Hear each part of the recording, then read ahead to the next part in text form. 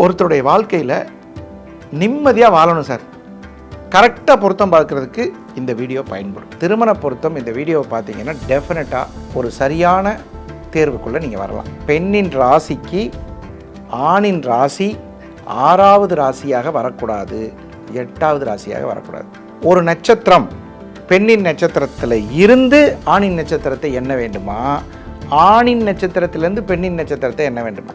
ஒரு பெண் ஜாதகத்தில் சூரியன் செவ்வாய் சேர்ந்திருந்தால் அந்த பெண்ணுக்கு திருமணம் மிகவும் ஜாக்கிரதையாக செய்ய வேண்டும் அப்படின்னு சொல்கிறாங்க.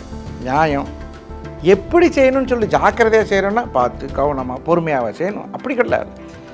என்ன செய்யணும்னு சொல்லணும். ஒரு பெண் ஜாதகத்தில் சூரியன் ராகு, செவ்வாய் ராகு, சுக்கிரன் ராகு, குரு ராகு, சனி ராகு சேர்ந்திருந்தால் ரொம்ப கவனமாக அந்த ஜாதகத்தை பார்க்கணும். ஒரு ஜாதகத்தில் மாங்கல்ய பலம் எப்படி இருக்கிறது, அந்த பொண்ணுக்கு நம்பி கட்டப்பா தாலியை, நீ 100 வருஷம் நல்லா இருப்பப்பா போப்பா, அது இப்போ பார்க்குறது தப்பி தவறி தாலி கட்டிடாதப்பா, ஏதாவது பிரச்சனை வந்துருப்பா அப்படின்னு சொல்கிறது தான் அது. இங்கே பாருங்கள், கல்யாணம் பண்ணுறது முக்கியம். கல்யாணம் சந்தோஷமாக இருந்தால் மட்டும்தான் நீங்கள் அவ்வளோ செலவு பண்ணி கல்யாணம் பண்ணுறது நல்லது நடக்கும். கல்யாணம் ஆகி 50-60 வருஷம் வாழ்ந்தால் தான் வாழ்கிற வாழ்க்கை நல்லாயிருக்கும். கரெக்டாக இல்லையா? அப்போ எதை வச்சு இது தீர்மானம் பண்ணுறது?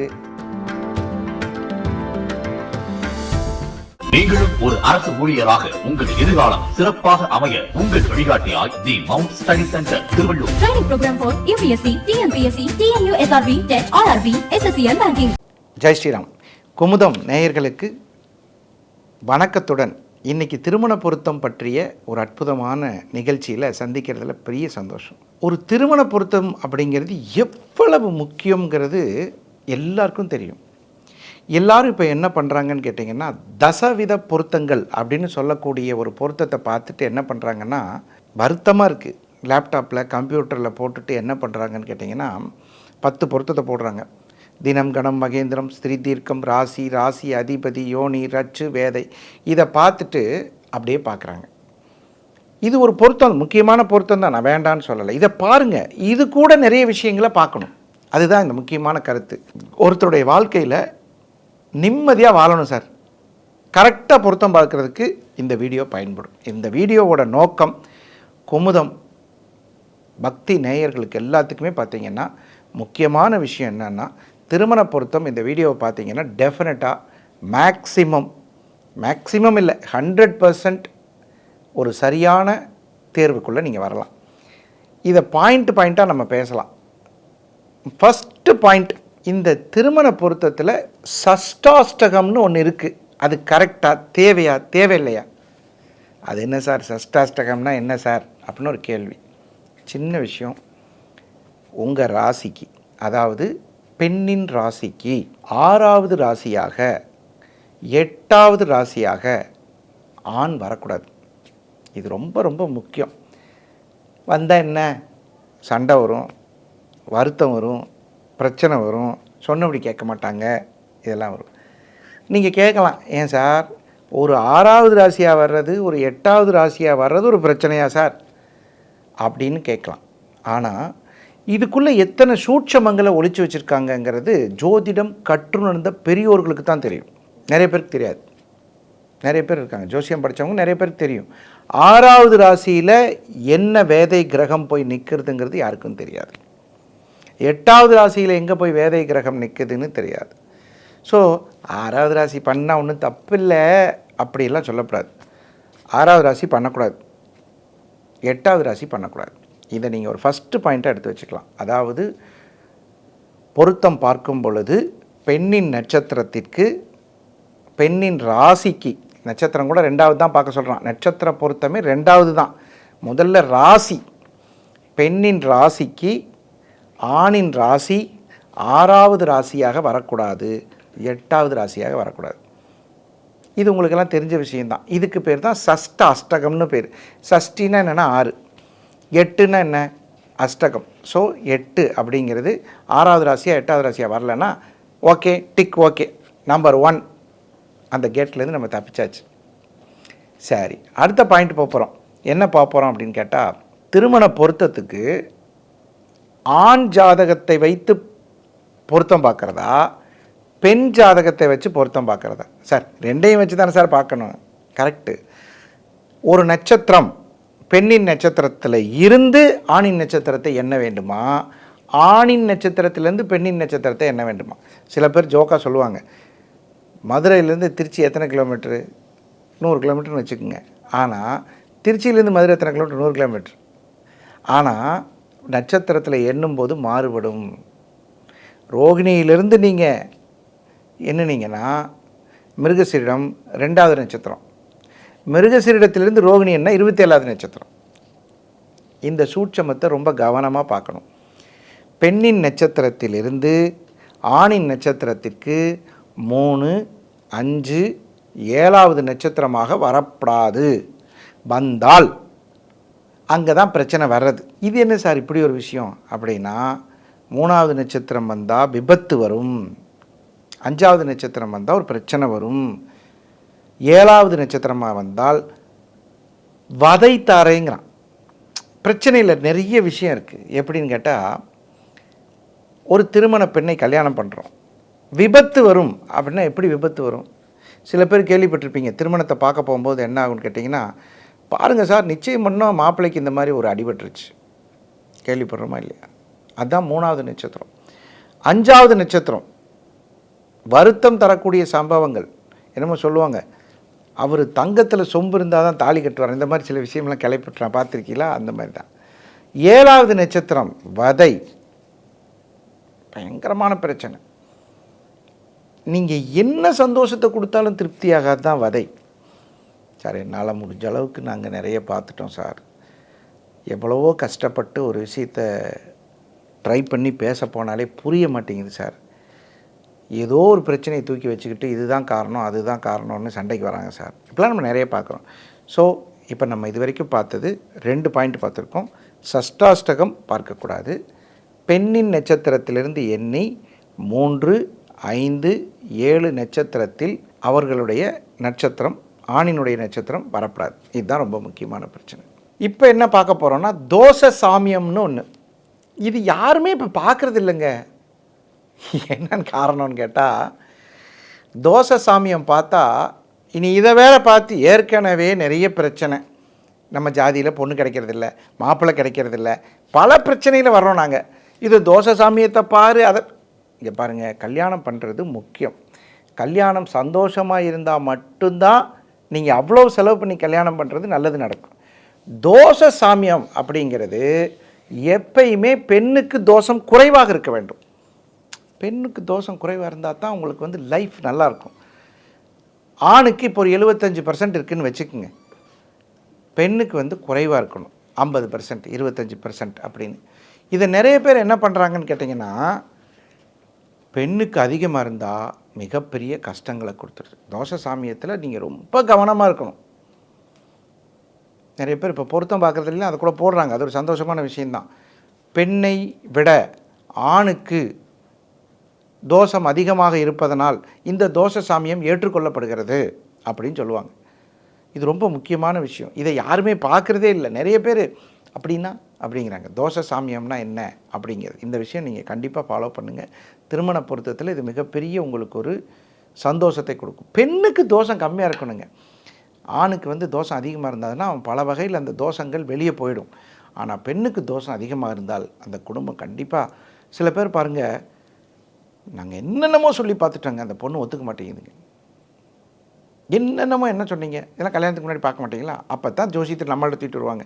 சார் என்ன சார் ஆச்சு, தயவு செஞ்சு கொஞ்சம் பார்த்து சொல்லுங்கள் சார், பிள்ளையை கேட்டு தான் சார் கல்யாணம் பண்ணோம், கிராமத்தில் நாங்கள் அப்படி இப்படியெல்லாம் சொன்னோம், நல்ல படித்த பிள்ளை சார், ஃபஸ்ட் ரேங்க் வாங்க. ரைட்டு, தோஷ சாமியம் பார்த்தீங்களாண்ணா? தோஷ சாமியம்லாம் சார் அப்படின்னு கேட்குறாங்க.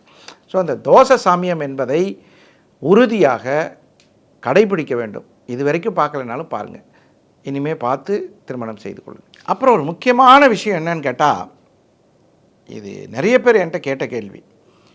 சூரியன் செவ்வாய் அப்படிங்கிற கிரகம் ஒரு பெண் ஜாதகத்தில் சேர்ந்துருக்கு. சூரியனும் செவ்வாய் ஆண் ஜாதகத்திலும் அப்படி இருந்தால், எங்கே இருந்தாலும் சரி, சூரியனும் செவ்வாய், சூரியன் செவ்வாய் சாரத்திலேயோ செவ்வாய் சூரியன் சாரத்திலேயோ இருந்தால் கண்டிப்பாக சூரியன் செவ்வாய் சாரம் மிகப்பெரிய வெற்றியை தரும். ஆணுக்கும் பெண்ணுக்கும் ஒரு நல்லபடியாக போயிடும். இதில் ஒருத்தர் நிறைய பேர் சொல்கிறாங்க என்னன்னு கேட்டால், ஒரு பெண் ஜாதகத்தில் சூரியன் செவ்வாய் சேர்ந்திருந்தால் அந்த பெண்ணுக்கு திருமணம் மிகவும் ஜாக்கிரதையாக செய்ய வேண்டும் அப்படின்னு சொல்கிறாங்க. நியாயம். எப்படி செய்யணும்னு சொல்லி ஜாக்கிரதையாக செய்யணும்னா பார்த்து கவனமாக பொறுமையாக செய்யணும். அப்படி கிடையாது, என்ன செய்யணும்னு சொல்லணும். பெண் ஜாதகத்தில் சூரியன் செவ்வாய், என்னிடம் வந்த நிறைய ஆண்கள் பெண்கள் அப்பாமார்கள் கேட்ட கேள்வி, சார் சூரியனும் செவ்வாயும் சேர்ந்துருக்கு சார், சேர்ந்துருந்தா ஏதோ அதை பற்றி நான் சொல்ல விரும்பலை, ஏன்னா அது சில பேர் அந்த மாதிரி வருத்தங்கள் இருக்குது. அப்போ நம்ம என்ன பண்ணணும், வாட் இஸ் த ரெமடி? என்கிட்ட சூரியன் செவ்வாய் இருக்கக்கூடிய ஒரு பெண்ணை நான் பெற்றிருக்கிறேன், ரைட்டு. இந்த பொண்ணுக்கு இப்போ கல்யாணம் பண்ணணும், வாட் டு டூ? ஒன்றும் இல்லை, சூரியன் செவ்வாய் இருக்கிற ஆணை தேர்ந்தெடுத்தால் தோஷம் சரியாகிவிடும். கிடைக்கல சார், சூரியன் செவ்வாய் சாரத்தில் இருந்தாலும் எடுத்துக்கொள்ளலாம், சூரியனுக்கு செவ்வாய் திரிகோணத்தில் இருந்தாலும் எடுத்துக்கொள்ளலாம். திரிகோணம்னா என்ன சார்? 1, 5, 9. சூரியனுக்கு 1, 5, 9 இருக்கலாம். மேக்ஸிமம் உங்களுக்கு வந்து சூரியன் செவ்வாய் சாரம், சூரியன் செவ்வாய் சேர்ந்துருக்கிறது, அதெல்லாமே உங்களுக்கு ஓரளவுக்கு திருமண விஷயத்தில் சூரியன் செவ்வாய் தோஷம் சரியாகும். சார் பெண்ணுக்கு சூரியன் செவ்வாய் சாரம் வாங்கியிருக்கு, செவ்வாய் சூரியன் சாரம் வாங்கியிருக்கு, அதையும் எடுத்துக்கலாம். ஸோ இதுதான் ரொம்ப முக்கியமான பாயிண்ட்டு. இது பெரும்பாலும் மாங்கல்ய பலத்தை அதிகரிக்கக்கூடிய ஒரு வாய்ப்பு. இந்த மெத்தடு என்ன மெத்தடு சார்? சுகர் நாடி முறை அப்படின்னு சொல்லக்கூடிய ஒரு அற்புதமான முறையில் திருமணம் பார்த்தால் விவாகரத்து இல்லை. அப்புறம் ஒரு முக்கியமான விஷயம், ஜீவன் ஜீவின்னு ஒன்று பேர். என்ன சார் சினிமா பட டைட்டில் மாதிரி இருக்குது, ஜீவன் ஜீவி அப்படின்னா ஜீவன் என்பது என்ன அப்படின்னு கேட்டால், குரு பகவானை தான் ஜீவன்னு சுகர் நாடியில் சொல்லுவாங்க, சுக்கிரனை தான் ஜீவின்னு சொல்லுவாங்க. இவர்கள் இருவரும் ஒன்றாக சேர்ந்து இருக்கக்கூடாது ஒரே கட்டத்தில். அப்படி இருந்தால் அப்படி இருக்கிற மாப்பிள்ளையத்தான் சேர்த்தணும், ஜீவனும் ஜீவியும். அப்புறம் பார்த்திங்கன்னா இந்த ஜீவனும் ஜீவியும் 6, 8 இருக்கக்கூடாது. சரி 6, 8 இருக்குது, ஜீவனும் ஜீவியும் 6, 8 இருக்குது. அப்படி இருந்தால் 6, 8 இருக்கிற மாப்பிள்ளையை சேர்த்தலாம். இது கொஞ்சம் முக்கியமாக கவனித்து பார்க்க வேண்டிய விஷயம். ஸோ இதில் வந்து ஜீவன் ஜீவி அப்படின்னு சொல்லக்கூடிய திருமண பொருத்தம். இப்போ தான் முக்கியமான பாயிண்ட் பார்க்க போகிறோம். என்ன முக்கியமான பாயிண்ட் பார்க்க போகிறோம் அப்படின்னு கேட்டால், ஒரு பெண் ஜாதகத்தில் சூரியன் ராகு, செவ்வாய் ராகு, சுக்கிரன் ராகு, குரு ராகு, சனி ராகு சேர்ந்திருந்தால் ரொம்ப கவனமாக அந்த ஜாதகத்தை பார்க்கணும். திரும்ப ஒரு தடவை சொல்லணுமா, ஒரு ஜாதகத்தில் சூரியன் ராகு, செவ்வாய் ராகு, சுக்கிரன் ராகு, குரு ராகு, சனி ராகு சேர்ந்திருக்கு, திரிகோணத்தில் இருந்தாலே அது வேலை செய்யும். அப்படி இருந்தால் எப்படிப்பட்ட கணவரை தேர்ந்தெடுப்பது அப்படின்னு கேட்டால், அதில் ரொம்ப கவனமாக பார்த்து, இதே மாதிரி தோஷமுள்ள ஒரு நல்ல ஜாதகத்தை பார்க்கணும். இதே மாதிரி தோஷமுள்ள ஒரு ஜாதகத்தை பார்த்து அந்த தோஷத்தை சரியாக செய்யணும். அது ரொம்ப முக்கியமான விஷயம். இதெல்லாம் பார்க்காம செஞ்சிடாதீங்க. செஞ்சால் கண்டிப்பாக விவாகரத்து ஏற்படும். சூரியன் ராகு ரொம்ப கவனமாக பார்க்க வேண்டிய ஒரு பொருத்தம். இப்போ அதே மாதிரி இன்னொரு கேள்வி என்னென்னா, சார் இந்த சூரியன் ராகு, செவ்வாய் ராகு, சுக்கிரன் ராகு, குரு ராகு, சனி ராகு எங்கெல்லாம் இருந்தால் நம்ம கவனமாக பார்க்கணும்? 1ஆம் இடம் என்று சொல்லக்கூடிய லக்னம். நிறைய பொண்ணுங்களுக்கு பாருங்கள் கோபம் அதிகமாகும். டிவியை உடைச்ச பெண்கள்லாம் பார்த்துருப்பீங்க, டமால்னு தூக்கி டிவியை போட்டு உடச்சி விட்டா சார் வந்த அன்னைக்கே அப்படிலாம் கேட்பாங்க. அதனால் கோபம் அதிகமாக வர்றது. ஒன்று லக்னத்தில் இருப்பது, 2ஆம் இடம் என்று சொல்லக்கூடிய வாக்குஸ்தானத்தில் இருப்பது, 7ஆம் இடம் என்று சொல்லக்கூடிய கலஸ்திர ஸ்தானத்தில் இருப்பது, 8ஆம் இடம் என்று சொல்லக்கூடிய மாங்கல்ய ஸ்தானத்தில் இருப்பது, 12ஆம் இடம் என்று சொல்லக்கூடிய கட்டில் ஸ்தானம் அயன சயன போகத்தில் இருப்பது. இதையெல்லாம் பார்த்தா கொஞ்சம் கண்டிப்பாக கவனமாக நீங்கள் வந்து பார்த்து சரி பண்ணி செய்யணும். ஸோ இந்த 2, 4, 1, 2, 4, 7, 8, 12 இந்த கிரகங்கள் சேர்க்கை இருந்தால் கவனமுடன் பார்த்து திருமண பொருத்தத்தை இணைக்க வேண்டும். இப்போ ஒரு முக்கியமான விஷயத்தை பார்க்க போகிறோம். அதுதான் என்னன்னு கேட்டால், ஒரு ஜாதகத்தில் கல்யாணத்தை பண்ணி வைக்கிறவர் யார்? 7ஆம் அதிபதி என்று சொல்லக்கூடிய 7ஆம் அதிபதி தான் ஒரு திருமணத்தை பண்ணி வைக்கிறவர். அந்த 7ஆம் அதிபதி நின்ற நட்சத்திராதிபதி நீச்சம், பகை, அஸ்தங்கம் பெறக்கூடாது. இந்த அஸ்தங்கம் ரொம்ப கவனமாக பார்க்கணும், ஏமாத்திரும். நிறைய திருமண தோல்விக்கு காரணமாக இருப்பது அஸ்தங்கம். சூரியனுக்கு ஒரு கிரகம் கெடக்கூடாது. கெட்டால் கண்டிப்பாக அஸ்தங்கம் ஆகிடும். அதில் ரொம்ப கவனமாக இருக்கணும். ஒரு பெண் ஜாதகத்தில் அல்லது ஆண் ஜாதகத்தில் 2 ஜாதகத்திலையுமே 7ஆம் அதிபதி நின்ற நட்சத்திராதிபதி கெடக்கூடாது. கெடுறதுனா என்ன சார்? 3, 6, 8, 12 நிற்பது சரி, நீச்சம், பகை, அஸ்தங்கம் பெறுவது, அப்புறம் மிருத்திகை அப்படி நிற்கிறது, அதெல்லாம் உங்களுக்கு கண்டிப்பாக தெரிஞ்சிருக்கும். அந்த மாதிரி பார்த்து கவனமாக திருமணம் செய்யுங்க. அப்புறம் ஒரு முக்கியமான விஷயம் என்னன்னு கேட்டால், 7ஆம் பாவகம் தனியாக உட்காந்துருக்கு, அதுக்கு 12ஆம் பாவமும் 2ஆம் பாவமும் கிடக்கூடாது. 7க்கு 12 கிடக்கூடாது, 7க்கு 2 கிடக்கூடாது. 7ஆம் பாவத்துக்கு 12ஆம் இடம் எப்படி இருக்க வேண்டும் என்றால், ஒரு சுபகிரகம் இருக்கலாம், அல்லது அது நீச்சமாயிடக்கூடாது. உதாரணத்துக்கு ஒருத்தருக்கு 7ஆம் பாவம் அப்படிங்கிறது மேசத்துக்கு எடுத்துக்குவோம், சுக்கிரன், 7ஆம் பாவம் சுக்கிரன், அந்த சுக்கிரன் போய் அங்கே நீச்சமாயிடக்கூடாது 12ல், அதாவது 6ல், லக்னத்துக்கு 6ஆம் இடத்துல. அதே மாதிரி 7க்கு 2ஆம் இடம் என்று சொல்லக்கூடிய அந்த இடமும் கெட்டக்கூடாது, 8ஆம் இடம், லக்னத்துக்கு 8ஆம் இடம். அங்கே ஒரு பாவகிரகம் இருந்துட்டால் இதுவும் பெரும்பாலும் குடும்ப வாழ்க்கையை நகர்த்தி போக விடாமல் செய்கிறது. அதுக்கு என்ன சார் பரிகாரம்? ஆண் ஜாதகத்திலும் அதே மாதிரி இருக்கான்னு பார்த்து செக் பண்ணி நிவர்த்தி செய்து படி. இதுதான் பரிவர்த்தனை. ஒரு ஜாதக பரிவர்த்தனை கரெக்டாக இருக்கும். என்ன சார் இவ்வளவு நேரம் நீங்கள் சொன்னது பூராமே நெகட்டிவாகவே சொல்கிறீங்க, பாசிட்டிவாக எதாவது சொல்ல மாட்டீங்களா? கண்டிப்பாக சொல்லலாம். பாசிட்டிவ்னா என்ன? திருமணத்தில் 2 பேரும் சேர்ந்துருக்கணும், கணவன் மனைவி 2 பேரும் சேர்ந்துருக்கணும். கல்யாணம் ஆகி 50-60 வருஷம் வாழ்ந்தால் தான் வாழ்கிற வாழ்க்கை நல்லாயிருக்கும். கரெக்டாக இல்லையா? ஆமாம் சார். சரி, அப்போ எதை வச்சு இது தீர்மானம் பண்ணுறது? பெண்ணின் மாங்கல்ய பலம் நன்றாக இருக்க வேண்டும். அந்த காலத்தில் போருக்கு போகும்போது என்ன பண்ணுவாங்கன்னு கேட்டிங்கன்னா, ஐயா நீ இந்த மாதிரி போய்ட்டு, இது ஒரு சினிமா படத்தில் கூட வந்திருக்குது, ஐயா நீ போயிட்டு வந்துடு அப்படின்னு. எதிரி நாட்டுக்கு போகும்போது கணவன் ஒற்றனா போவான். அப்போ போகும்போது மனைவிகிட்ட சொல்லுவான், இந்த மாதிரி என்னை போக சொல்லியிருக்காங்க நான் போகிறேன். அப்போ அந்த மனைவி சொல்லுவா, தைரியமாக போயிட்டு வாயா, எங்கள் அப்பா ஜோசியம் பார்த்து உனக்கு மாங்கல்ய பலம் நல்லா இருக்குது, உன்னுடைய கணவன் எந்த விதத்திலும் தவறான மரணத்தை எய்த மாட்டான்னு சொல்லுவானாம். கேட்குறதுக்கே இப்படி சந்தோஷமாக இருக்குது. இது ஒரு நல்ல படத்தில் அழகாக வச்சுருந்தாங்க. அதனால் என்னை பொறுத்தளவில் மாங்கல்ய தோஷம் இருக்கப்படாது. ஒரு பொண்ணுக்கு மாங்கல்ய தோஷம் இருந்தால் குடும்ப வாழ்க்கைக்கு ஒத்து வராது. அப்போ அந்த மாங்கல்ய தோஷம் எப்படி இருக்கணும் அப்படின்னு கேட்டால், அதை 8ஆம் இடத்தை வச்சு தான் கண்டுபிடிக்கணும். ஒரு லக்னத்திற்கு 8ஆம் அதிபதி 1, 4, 7, 10 என்று சொல்லக்கூடிய கேந்திரங்களிலோ, 1, 5, 9 என்று சொல்லக்கூடிய கோணத்திலோ, அல்லது 8ஆம் அதிபதி நின்ற நட்சத்திராதிபதி சுபர் பார்வை பெற்றோ, சுபரோடு சேர்ந்தோ, சுபர் மனையிலோ ஏறி இருந்தால் கண்டிப்பாக உங்களுக்கு மாங்கல்ய தோஷம் வராதுங்க. அந்த பெண்ணை திருமணம் செய்தால் குறைந்தது ஒரு 20 வயசில் கல்யாணம் ஆகுது, 80 வயசு வரைக்கும் 60 ஆண்டு காலம் இருவரும் தாம்பத்திய ஒற்றுமையாய் அவர்கள் வாழக்கூடிய வாழ்க்கையை பார்த்தாலே சந்தோஷமாக இருக்கும். அப்படிம்பார், என்ன வெத்தலை பாக்கு எடுத்துகிட்டு வரவா அப்படின்னு கேட்பாங்க, இப்படிம்பார், உடனே தலகாணி எடுத்துகிட்டு வரும். சரி, ஆணுக்கு மட்டும் இது இல்லை, பெண்கிட்டையும் ஏங்க அப்படின்னு அந்த பொண்ணு சொன்ன உடனே நான் வாங்கிட்டு வந்துடுறேன். என்னது? இந்த பொண்ணு நினைக்கிறத அவர் வாங்கிட்டு வருவார். மாங்கல்ய தோஷம் மட்டும் ரொம்ப ரொம்ப முக்கியம்.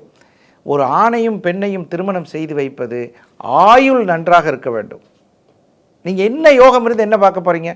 என்கிட்ட கேட்குறாங்க, சார் இவர் சம்பாதிப்பாரான்னு பாருங்கள் சாருங்கிறான். சம்பாதிப்பார், எவ்வளவு காலம் உயிரோடு இருப்பார்னு கேட்கணுமா இல்லையா? சார் அந்த பொண்ணு சரியாக ஒத்து வருமா சார்? அதெல்லாம் பார்க்குறோம். ஸோ இதெல்லாம் ரொம்ப முக்கியம். இப்போ பார்த்தது பாசிட்டிவ் பாயிண்ட். ஒரு ஜாதகத்தில் மாங்கல்ய பலம் எப்படி இருக்கிறது, அந்த பொண்ணுக்கு நம்பி கட்டப்பா தாலியை, நீ 100 வருஷம் நல்லா இருப்பப்பா போப்பா. அது இப்போ பார்க்குறது தப்பி தவறி தாலி கட்டிடாதப்பா, ஏதாவது பிரச்சனை வந்துருப்பா அப்படின்னு சொல்கிறது தான் அது. ஒரு ஜாதகத்தில் 8ஆம் அதிபதி 3, 6, 8, 12 இருந்து அது நின்ற நட்சத்திராதிபதி நீச்சம், பகை, அஸ்தங்கம் பெற்றிருந்தால் அதற்கு சரியான பொருத்தமாக பார்க்க வேண்டும். அது ரொம்ப முக்கியமான பொருத்தம். ஒரு பெண்ணின் மாங்கல்யத்தை, மாங்கல்யம்னா மாங்கல்ய பலம்னா நிறைய பேர் கேட்பாங்க, ஏப்பா அந்த பிள்ளைக்கு கயிறு பொருத்தம் எப்படி இருக்குன்னு பார்த்து சொல்லப்பா அப்படிம்பாங்க. அந்த பிள்ளைக்கு கயிறு நல்லா நிற்குமான்னு பாரப்பா அப்படிம்பாங்க. அப்படின்னா என்ன அர்த்தம்? அந்த மாங்கல்ய பொருத்தம் பலமாக இருக்கிறதான்னு செக் பண்ணி சொல்லணும். ஸோ இந்த மாதிரி ஒரு அற்புதமான மாங்கல்ய பொருத்தத்தை பற்றி தெரிஞ்சிட்டோம். நீங்களும் ஒரு அரசு ஊழியராக உங்கள் எதிர்காலம் சிறப்பாக அமைய உங்கள் வழிகாட்டியாய் the Mount study centre Tiruvallur. Training program for UPSC, TNPSC, TNU, SRB, TET, RRB, SSC and Banking.